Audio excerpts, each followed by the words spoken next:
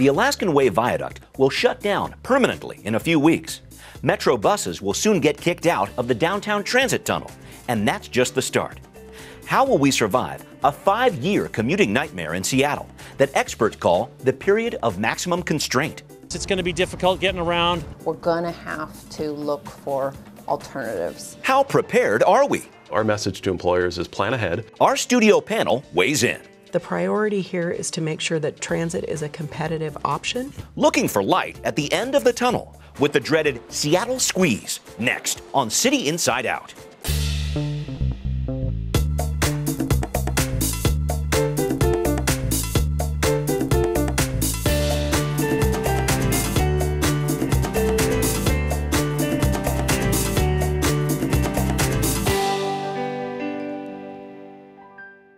Welcome to this edition of City Inside Out. I'm your host, Brian Callanan. Traffic in Seattle is about to change permanently in just a few weeks. A combination of projects, the closure of the Alaskan Way Viaduct, a remodel of the convention center, buses no longer using the downtown transit tunnel, and more, will lead to what some experts call the Seattle squeeze, or the period of maximum constraint. It may sound a bit dramatic, but when you consider that 5 years' worth of major congestion is just about underway, this is a drama that we're all going to play a part in. History time. So, you've heard of the Jurassic period, when dinosaurs ruled the Earth. Maybe even the period of Enlightenment, the intellectual age of reason in 18th century Europe.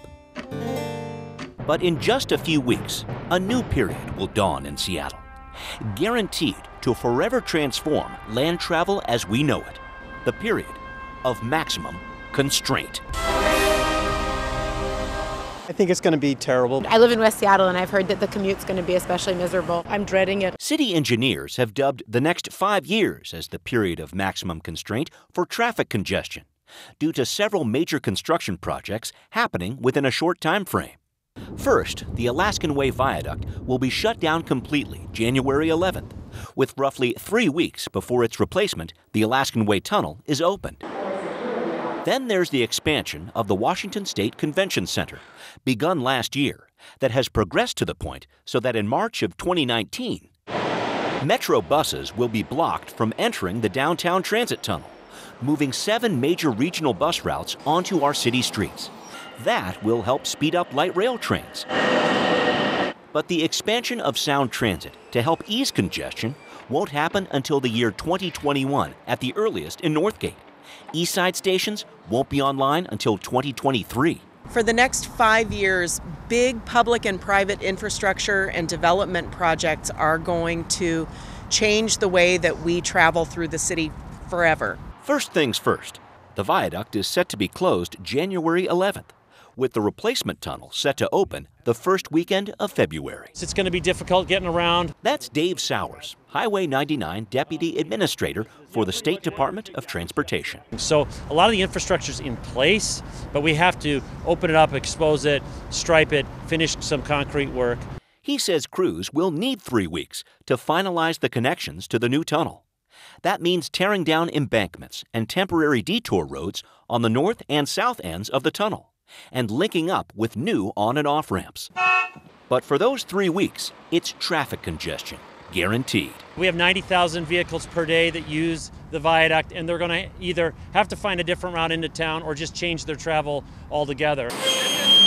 The advice from King County Metro? We ask people to be patient. Bill Bryant is the Service Development Manager for Metro, and he says the viaduct closure will impact 12 major downtown bus routes that carry 30,000 people a day. We are asking employers and employees to work together to consider flexible work hours, to consider alternative means of commuting. 18-wheeler is no longer blocking. Metro is working with Seattle DOT to provide 20 extra buses on standby for the 3 weeks after the viaduct closure. You'll see added transit-only hours on 3rd Avenue downtown, and more police help too. But on top of the viaduct, work on other roads, like shoring up the timber-supported Fairview Bridge in South Lake Union, will put additional pressure on commuters trying to get around in bad traffic. That's why, in the months ahead, you'll see added water taxi service from West Seattle and new signal timing on north-south arterials like First Avenue, as local agencies try to work to coordinate their resources. The partnership is very strong between the state, the city, and King County Metro, and we just need to be ready for a fairly turbulent time. So will that coordinated effort work? It's chronically a difficult thing to predict because we don't know exactly what people will do. Ann Goodchild is director of the Supply Chain Transportation and Logistics Center at the UW, who emphasizes this is not just a 3-week road closure, which we've endured before, but a fundamental, years-long rearrangement of how Seattleites get around. This is really going to require changes in long-term planning and behavior. Goodchild points to examples like UPS's cargo trike pilot program in the Pike Pine Corridor as one example of how companies are already reacting and moving freight in a different way. The city of Seattle is known around the world for being innovative in terms of goods delivery. That innovation will come at a price. There's always food at the grocery store, right? I mean, they'll get it done. It's just that it will cost more and it will be more time consuming. But Goodchild says freight companies and commuters will have to be ready to dig deep. Doing things at different times, doing things in different places, using modes that we haven't used before. We'll need to do all of those things, all of us. That's a necessity if we want to make sure the period of maximum constraint has less drama and more options to get through traffic. To discuss this issue further, we have with us Heather Marks. She is the Director of Downtown Mobility for the Seattle Department of Transportation. Heather, good to have you here. Thank you for having me. We also have with us John Scholes. He is president of the Downtown Seattle Association. John, good to see you again. Great to be here. And we also have Madeline Feig. She is transportation specialist for Commute Seattle. Madeline, good to have you. Thanks for having me. And finally, Diane Carlson, Capital Division Director of King County Metro. Diane, good to have you too. Great, thank All you. right, let's launch into it here. So Heather, the period of maximum constraint, the Seattle squeeze, we're talking about 5 years worth of traffic issues here. This is from the closure of the viaduct in early January, roughly through the time of light rail opening on the east side in the year 2023. I know it's a lot to consider, but can you help me whittle this down, what you are most concerned about with the Seattle squeeze? Well, of course, I'm not concerned at all. Ah, okay. Except, see? right. Except that we need to make sure that everybody understands what the stakes are. Yeah. We need to make sure that everybody understands the timelines. And we need to make sure that everyone is absolutely prepared and prepared to do things a little differently than they normally would. Okay, great. Thank you for that. John, I'll ask you the same question. Your biggest concerns as this period is just a few weeks away. Well, I've just stepped back a bit to say, you know, these in many ways are beautiful problems that we have. There's lots of people that want to live here, work here, visit here. And those are great problems for any downtown in any city. I've been to many downtowns and the streets are empty, the sidewalks are empty, and that's a whole other set of challenges and problems. So we have beautiful problems in some ways, but this is going to be a difficult period, no doubt. We're building an amazing amount of infrastructure sort of all at once. In an ideal world, this would have been built several years ago, preceding all this job growth that we've had. So our message to employers is plan ahead. Expect a difficult time for these 3 weeks, and to change behaviors after this period as well, because as the piece alluded to, the options for getting in and out of our city are changing. That's very true. Thank you for that. Madeline, I'll head to you next. Talk to us a little bit about what Commute Seattle is, if you could, what your role is, I guess, in all of this, and your concerns about the period of maximum constraint. Sure. So Commute Seattle is a public-private partnership between the Downtown Seattle Association and Seattle's transportation agencies. So we work directly with businesses to help support smart commute choices with their employees, whether that's through commuter benefits, transit passes, or just communications and programming within their workforce. Okay. Your concerns about what we're about to get into here? Well, I am sort of echoing John. I see it as an opportunity. You know, we're not doing anything different than we normally would. We always try to promote smart commute choices among Seattle's employees, and this just gives us an opportunity to wake people up to something that's really, you know, coming down the pike really soon, and that's going to make people think about the choices that they make. All right, definitely a pressing issue. Thank you for that. Diane, I'll give you the board here. What is Metro most concerned about with the start of this period? Well, I think we're seeing this as a challenging time, and that there's an opportunity for a lot of people to try a new way to get to work or to school or however they're doing it. We have been working with the city for years to try to plan out how we might address some of the challenges here. And I think that we're feeling good that we have identified a lot of different opportunities and different ways and options for people to get around. Okay. And we're hopeful that people will actually get to the information that we're putting out and be able to actually look at different ways to get downtown. Very important part of this. Thank you for that. Let's dig into this. So Heather, whenever I've talked to people about this Seattle squeeze period of maximum constraint, the reaction I always get is, did we really have to do all these projects at the same time? Talk to me about this. How do you respond to a question like that? Well, it's a good question. And I think that in a better world than the one we're living in, it wouldn't have happened this way. Construction is complicated, and sometimes things don't go as planned. Many of the larger projects have had either delays or a lot of enthusiasm behind them that sped them up a little bit. And so through, circumstance, we just have a situation where we have a rapid succession of a lot of really important infrastructure projects that are happening. In addition, and as John alluded to earlier, we have a beautiful problem, which is right now we're the busiest construction environment in the United States of America. Right. So with 65 tower cranes building buildings, it puts a lot of pressure on the transportation system. And I think with all the people who are moving here, this is a problem that at some point would have approached Seattle. I guess it's just happening in a condensed period of time? Yeah, I think that that's right. You may recall that the Bertha had some issues. Sure. And so that delayed things a little bit. Okay. And, there's no help for it at this point. Sure. That's just what it was. Yeah. And so things are a little bit more delayed. I think the planning for all of these things was to have them happen in a much more successive fashion. But that's not where we are today. So I think the better thing to do right now is just focus on how are we gonna make it through together. And let's do that. Thank you for that. John, so let's get that business perspective here if I could. I'm looking at companies like UPS using the cargo trikes. We saw that in the setup piece. They're trying to innovate in this difficult time, which I think is really important. But can you innovate around? There's no mid-downtown exit or on-ramp onto 99. I just want to talk a little bit about what DSA has done with its shuttle service, for example, and what other ideas that you might have and other businesses might be looking into right now. Yeah, through Commute Seattle, our partnership with both the city and the county, we've really led the way nationally of having this public-private partnership between the city, county, and businesses that for over a dozen years have been working to encourage and provide options for employees to get in and out of downtown in other ways than driving alone. Because one thing we're not making more of in downtown is more space. We have the streets that we have. We're not going to tear down buildings. The streets are about as wide as they're ever going to be. So if we're going to continue to grow jobs and the number of people that want to visit and live downtown, we've got to use that space more efficiently. And I think it's brilliant what UPS and the city are trying, which is all about how do we take up less space with vehicles. And so we've really, over the last 3 years or so particularly, have had incredible gains nationally in the number of people that are taking transit to get to downtown. And so we need to continue to do that, particularly for this 3-week closure, but we also need to look at shifting work schedules and flexible hours and work from home. The buses and the trains are pretty full right now, as anybody who's taken them knows. So our message to employers is plan ahead, and if you don't already have a flexible work schedule or work from home schedule, look at one now, put one in place. Don't wait till January 12th. Right.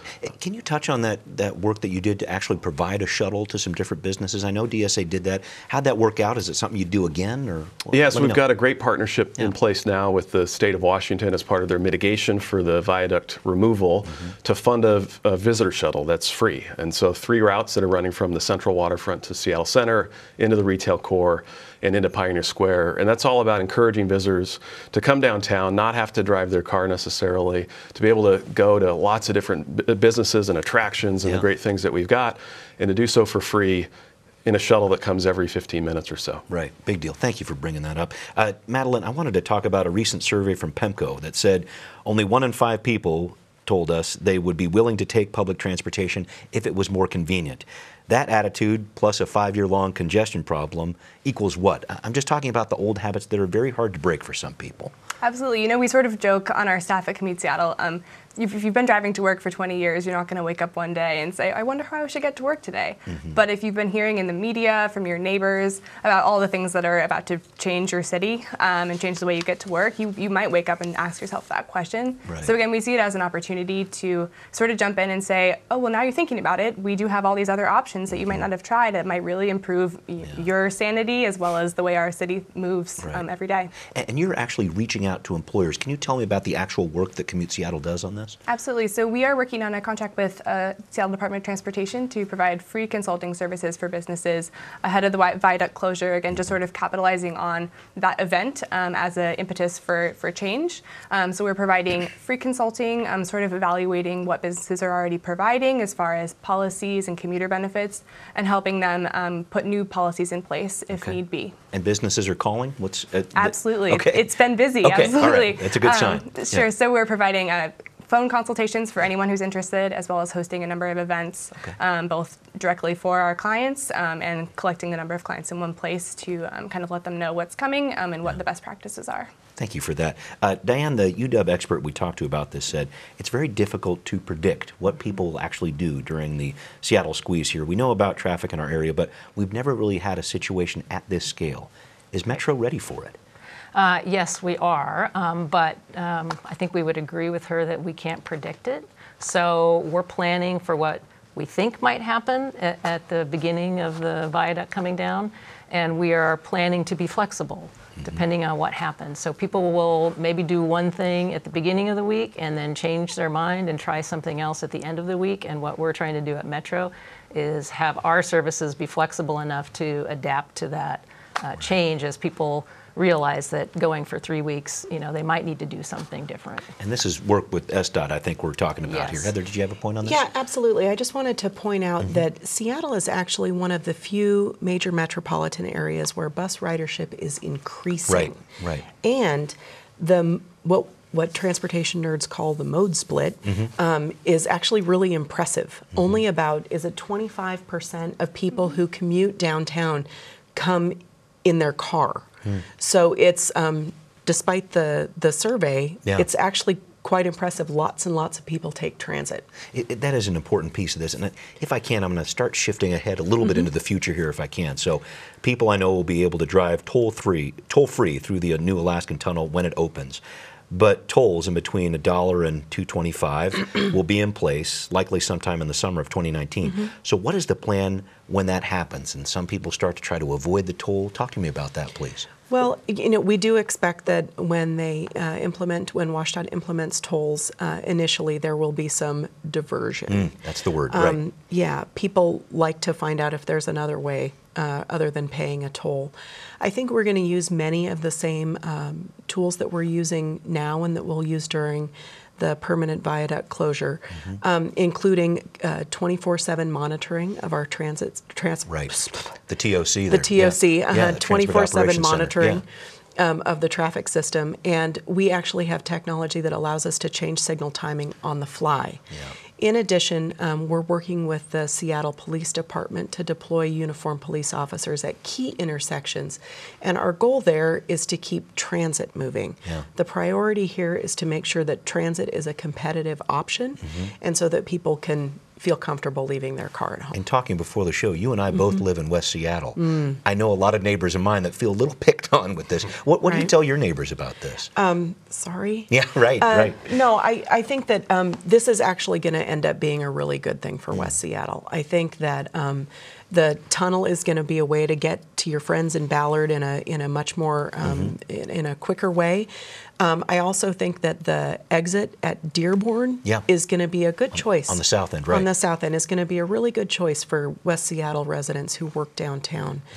Okay. Passing up the current Seneca Street exit, where lots of times things get really jammed up. That's not going to be a problem for us anymore. Yeah. So I appreciate the feeling, and I live the feeling. Okay. But I think it's going to be okay. West Seattle, you are loved. Just so we know on that one. John, another thing I heard from this UW expert was that most likely freight companies would probably be okay with paying a toll, but then I start thinking about businesses and the commuters that come with them. I'm trying to imagine where you're sitting here. If I'm a new business considering a location in downtown Seattle, I don't imagine you're saying, hey, could you wait for 5 years? That's not what's going on here. I just want to talk about how the Seattle squeeze could impact Seattle's economy in the short term and the long term here too. We continue to see companies that want to be in downtown, and the companies that are here today that continue to grow.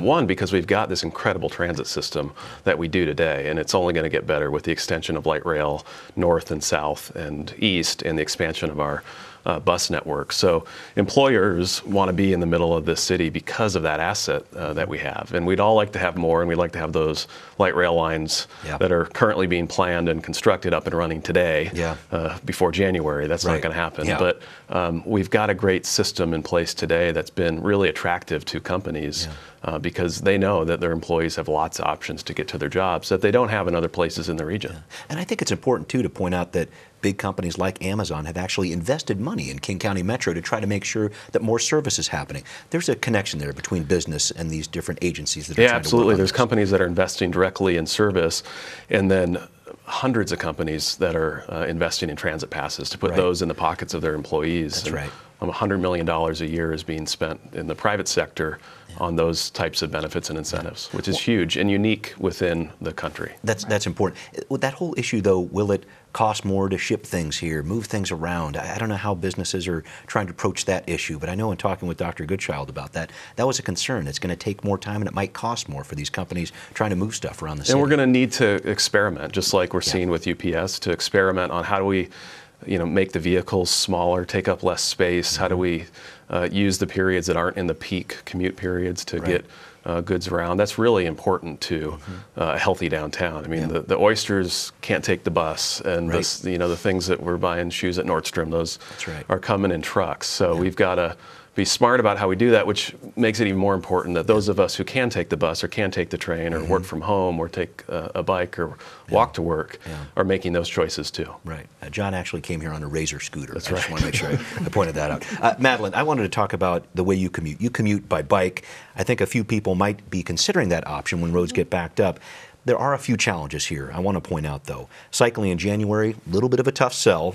I know it for myself from doing it, but also the infrastructure needed to make cycling safer and more attractive isn't completely in place around the city.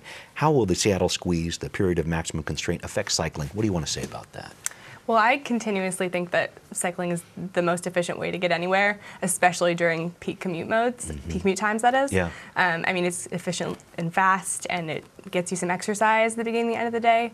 One thing that's really important that we encourage for employers is implementing some bike facilities on site. So it makes it much easier when you get to work if you've been riding in a thunderstorm like I did earlier this week, that you have a place to dry out your clothes, to take a shower, to warm up.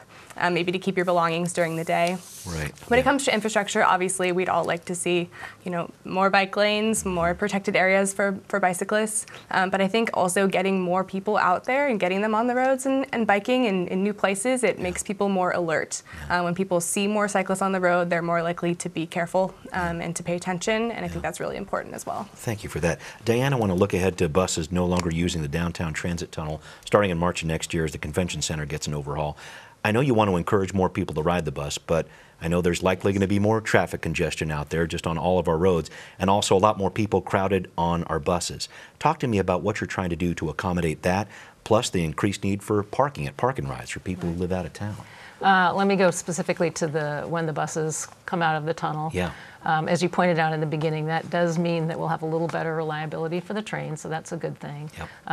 This is another area that we've been working with the city pretty specifically on. What are we going to do with those buses that come out? And those 7 routes, the city has allowed us to provide bus only or bus preference on 3rd Avenue. That is extremely helpful. We're going to be moving some buses off of 4th, and they're going to be taking a new route on 5th and 6th. That is also extremely helpful, and they'll have some bus priority. So that's how we are looking at adjusting for the buses coming out of the tunnel. And we are working on different pilots to try to also provide new options for people to get to park and ride lots. Talk about that. I heard you're actually picking some people up. Is that right? Or? We are picking up some people, yes. So they can pull up an app. It's called Ride 2. and get a ride to the parking lot or the park and ride lot, and then it will also take them home when they come back at the end of the day. Okay. So yeah, so we're testing this out at Eastgate right now, and there will be multiple locations, including one in West Seattle starting in December. All right. And that's great for the water taxi because we're adding a new vessel, especially for this period of maximum constraint, and we want to make sure that we're also adding some shuttle service and new ways for people to get to the water taxi. Right. Because that, for those West Seattle people, is going to be a great option. Tell me all about it. Okay, great. We need to actually start wrapping up our show. There's been a great discussion. I really appreciate it. Diane, I'm going to start with you and we'll kind of move around the table here. Your expectations as we begin this period of maximum constraint, the Seattle squeeze, and your last words of advice to commuters, please. First word of advice is please plan ahead. So think about how you want to get there. And if you're going to try a bus, check that bus route out ahead of time. See if maybe you can adjust your timing a little bit if it's a full, particularly full bus. Maybe you can go a little bit earlier, a little bit later. So plan ahead, get information, and then keep getting information throughout the period of maximum constraint. Right. So that's the I think probably the most important thing. And then to expect that the buses are going to be a little bit slower. So traffic is going to be bad. It's going to take a little bit longer to get where you're going. Fair enough. Madeline, your last thoughts here, words of advice. I think sort of one of the themes that I keep hearing is be flexible, be willing to wait a little bit longer for things to happen during this time. No one is exactly sure what we're going to see. Talk to your employer about your options during this time. Make sure that you know what's available to you, what you can take advantage of, whether you can work remotely or flex your schedule out of that peak commute. It will save you some time, and it will save kind of the congestion that everyone else experiences. Take up less space on the roadway. If you can walk or bike, great. We have great bike share available. If you don't have a bike, that excuse is taken from you now. Right. So go ahead and use transit, share your trip any way you can, and just be flexible. Thank you for that. John, last thoughts here? I would say use this as an opportunity to hang out in downtown in the evening. And, here we go. And spend some money with these small businesses that are going to have to struggle through this period too. Go to the art museum, take in a play at the Fifth Ave, but enjoy our downtown and delay your commute home on a few evenings during that 3-week period. Okay, the Christituunity. I love it. Thanks, John.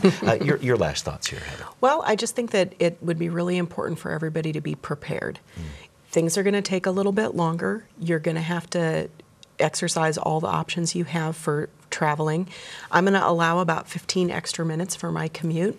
There are going to be days when it could be a little bit longer. Also, if you have a choice other than driving your car downtown, please exercise that choice. What this needs to be about is everybody picking a different option so that the people who don't have an option have some space to get where they need to go. Okay, thank you. Thank all of you for your input here. And I wanted to make sure if you are looking for more information, head to seattle.gov/traffic. And we will be right back. Traffic is going to be challenging. I think the buses even are going to be affected and everyone's going to be pretty upset. Luckily for me, I walk everywhere. Seattle has a way of making things happen. I think it's a point in time and we'll all get through it. We'd like to know what you think. Send us an email at contact@seattlechannel.org or find us on Facebook and Twitter and give us your feedback. Before we close today, it's time for our weekly CIO poll. How will you change your commute? Do you plan to use transit or carpool, walk or bike, or are you not planning to make any changes? We want to know what you think. Cast your vote and send us your comments at our website, seattlechannel.org/cityinsideout. While you're there, you can watch our programs online anytime. Coming up next week, will Seattle get a pro hockey team in the very near future? And what will that mean for Key Arena and the Seattle Center? Developers and neighborhood advocates take center ice next time on City Inside Out. I hope you join us.